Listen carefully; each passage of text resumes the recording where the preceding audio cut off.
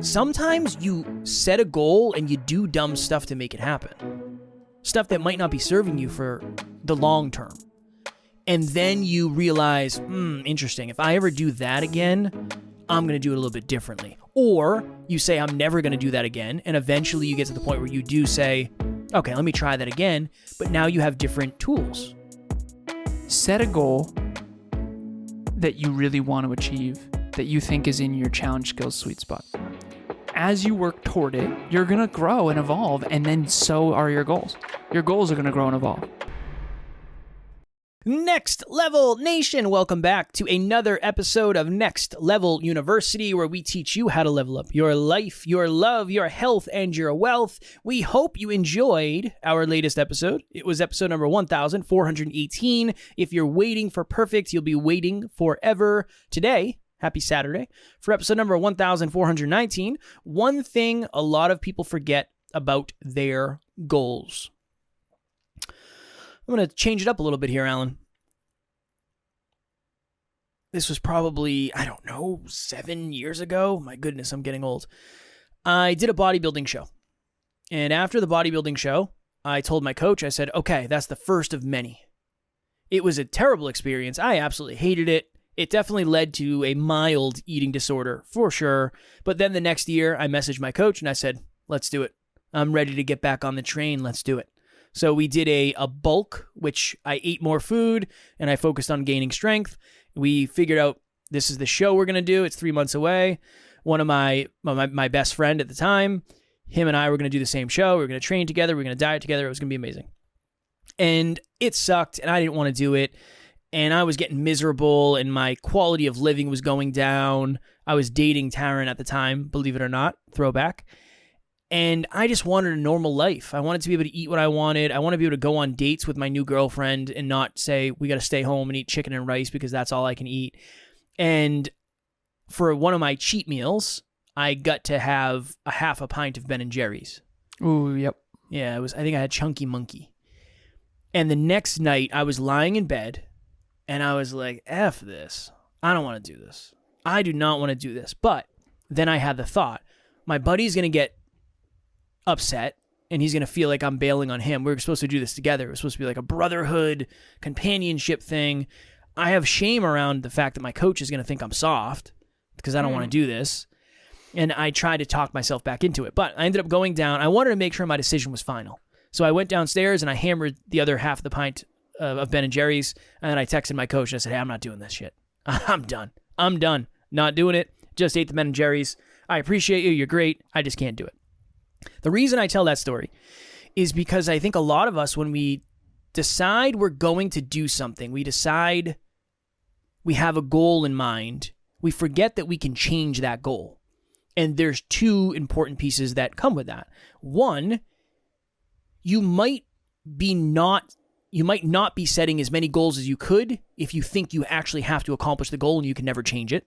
That's part one.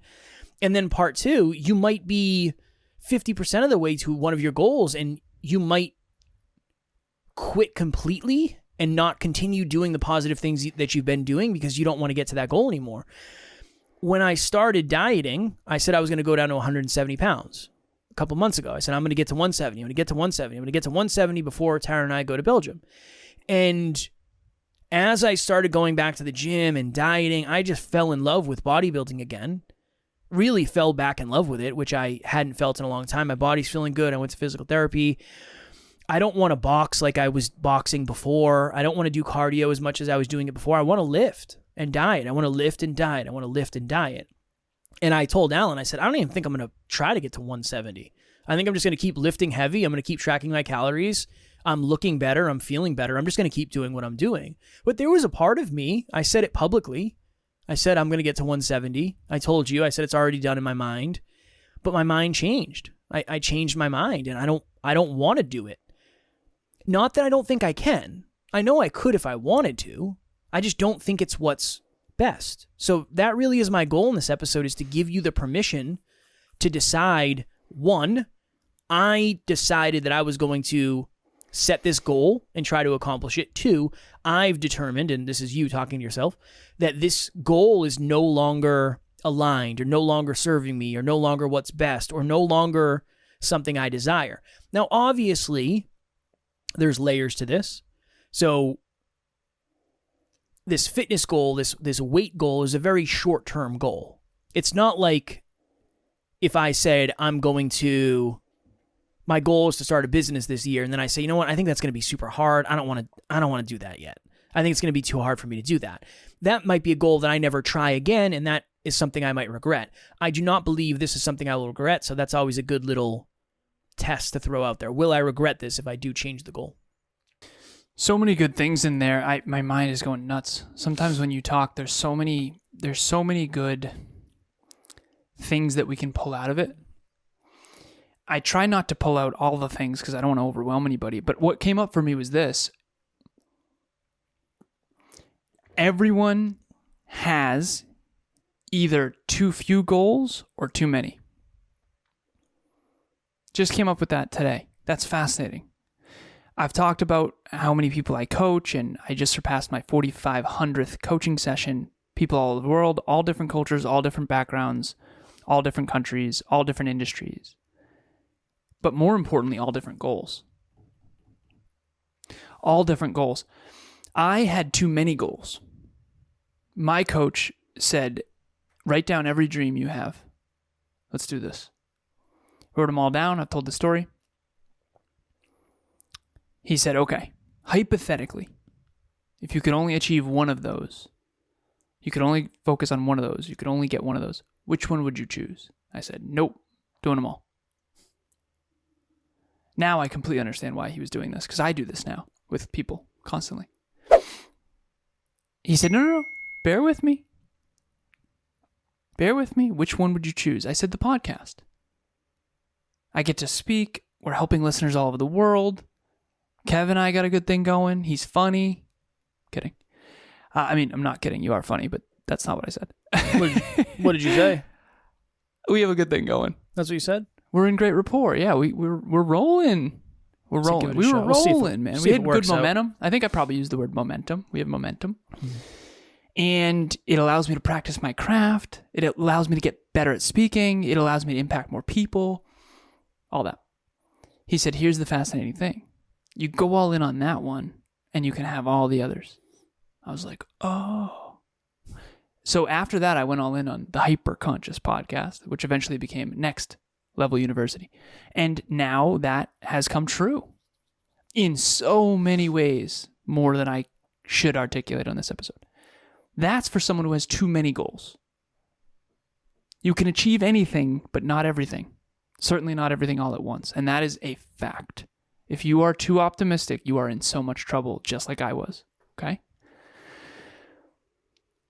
Now, if you're on the opposite end and you have too few goals, it might be because of what Kevin mentioned, which is, I don't really want to commit to that, though. If I say that out loud and I book that marathon, I have to show up. I want to help everyone gauge right now a little bit of self-awareness. And this is a hard question to ask yourself, but I'm not trying to attack anyone with this, but this is important. How delicate is your sensibility? How delicate is your ego? Kev, you said something behind the scenes to me that I said, why didn't you ever tell me that? And you said, I don't know if I could. I didn't feel good enough about myself to tell you. And I remember thinking to myself, a lot of what you do now, you were too delicate, for lack of better phrasing, to where you couldn't do that stuff before. Even at the summit tomorrow, you're going to show up, you're going to crush it. You don't have to prep that much. And if it goes horribly wrong, you're going to be able to handle that. Emotionally, you're going to, yeah. That's happened before.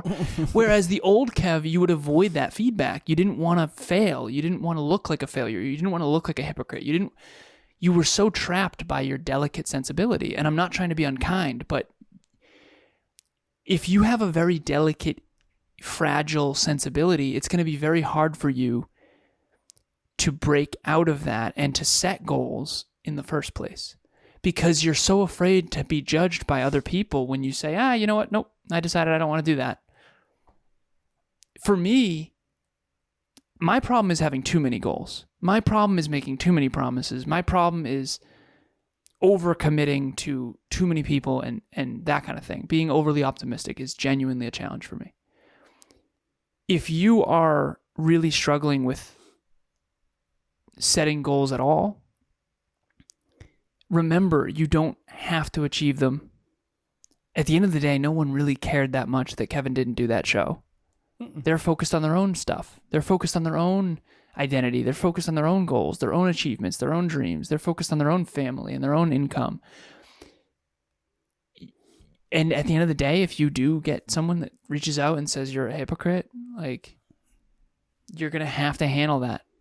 And it's better than not having goals at all. So that's what came up for me, which is set a goal that you really want to achieve, that you think is in your challenge skills sweet spot. As you work toward it, you're going to grow and evolve, and then so are your goals. Your goals are going to grow and evolve.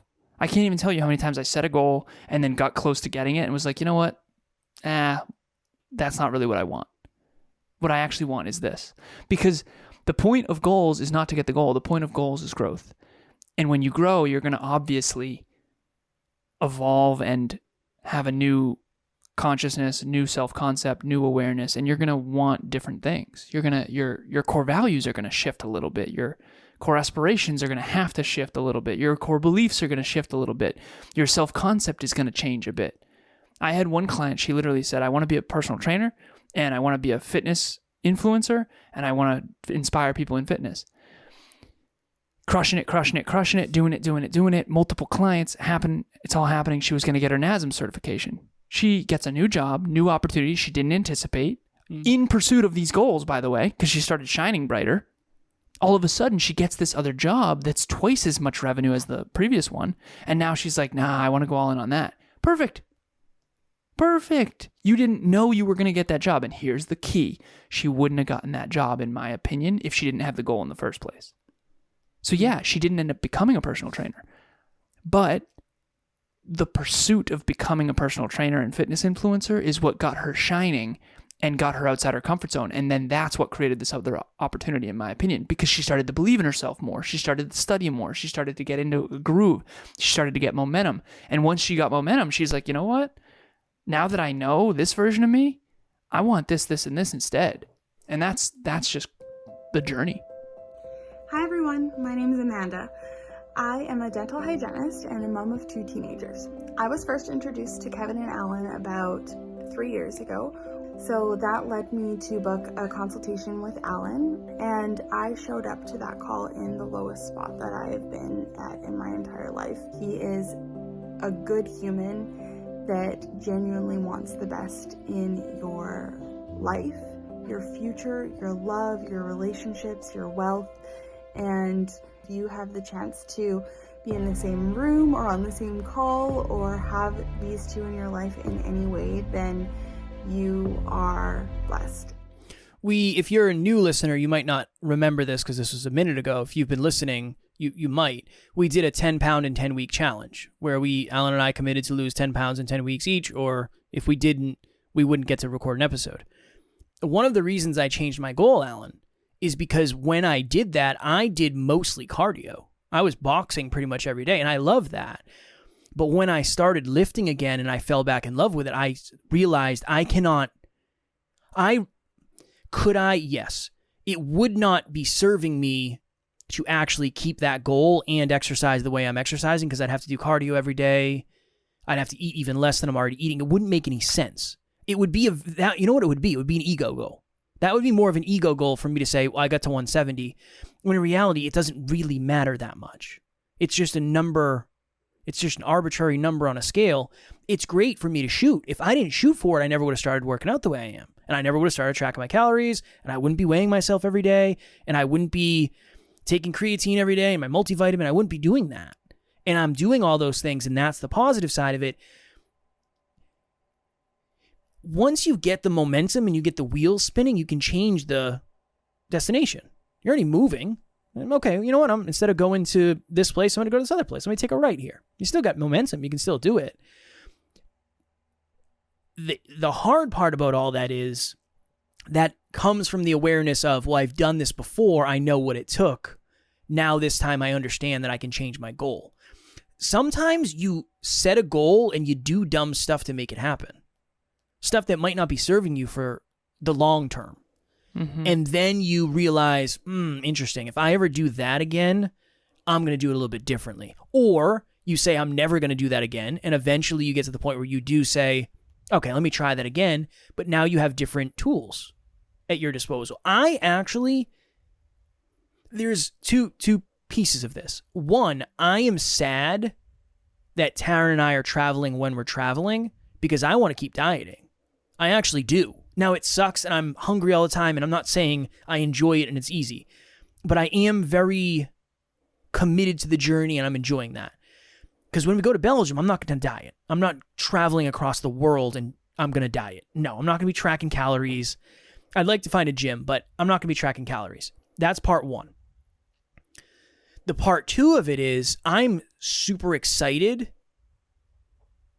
to get back and then start trying to put on muscle, but tracking calories, weighing myself every day, keeping the same habits, just changing the goal. The habits are the exact same.